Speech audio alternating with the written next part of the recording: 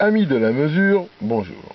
Aujourd'hui, je vous fais une petite présentation rapide d'un appareil qui s'appelle le DY294 et qui est un appareil qui permet de tester différents paramètres de diodes, de transistors et voire même de régulateurs linéaires. C'est un appareil qui est très intéressant, que j'ai trouvé sur eBay il y a déjà quelques temps, mais je pense qu'on le trouve encore, enfin je sais pas, j'ai pas regardé.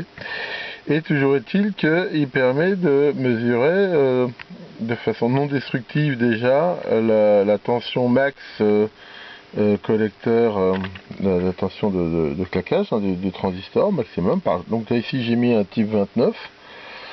Il peut s'alimenter sur pile, mais moi je préfère l'alimenter ici avec une alim. Donc j'ai fabriqué un câble spécial avec un transit ici de protection, ce qui fait que pour protéger l'appareil si jamais je branche ça pas comme il faut. Donc il s'alimente en 6 volts. Si on peut mettre, comme on peut voir ici, donc différents transistors, donc c'est bien fait parce que ça permet de gérer à peu près tous les types de brochage. 1, 2, 3, c'est dans le cas où on teste les régulateurs, parce qu'il permet de tester aussi les régulateurs de tension linéaire type 78XX ou 79. Et surtout, on voit qu'il peut même tester les transistors en boîtier TO3. Hein. Ça, c'est aussi intéressant. Je vais mettre le transistor de type un type 29 donc dans le brochage qui va bien. Ça, par contre, faut le respecter. Et ici, donc, on va pouvoir faire différentes mesures. Donc, la première chose ici, ça va être de soumettre une tension max de 200 volts et de regarder sa tension de claquage. Donc ça, c'est pas fait automatiquement. Il y a un bouton qu'il faut appuyer qui s'appelle test. Et voilà, ici j'appuie et je vois que c'est 139 volts. C'est un test qui n'est pas destructif parce qu'il est limité en courant.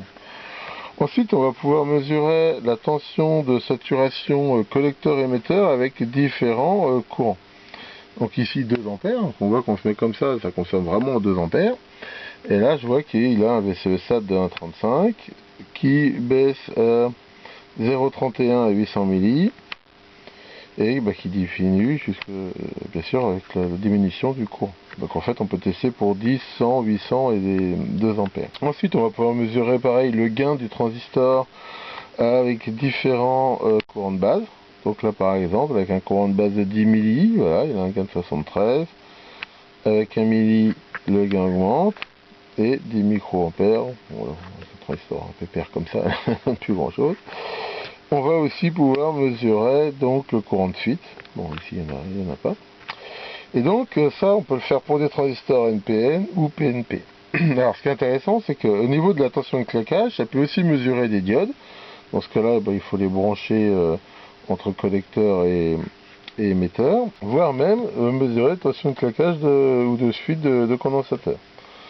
Donc ici, ça peut mesurer à peu près tout ça. Donc c'est un appareil très compact. Hein. Et on voit qu'il est très simple à utiliser et c'est vraiment sympa pour tester ou caractériser des transistors ou voire même des transistors inconnus. Enfin, voilà pour cette petite présentation du dimanche. Merci beaucoup de votre attention et à bientôt pour de nouvelles vidéos.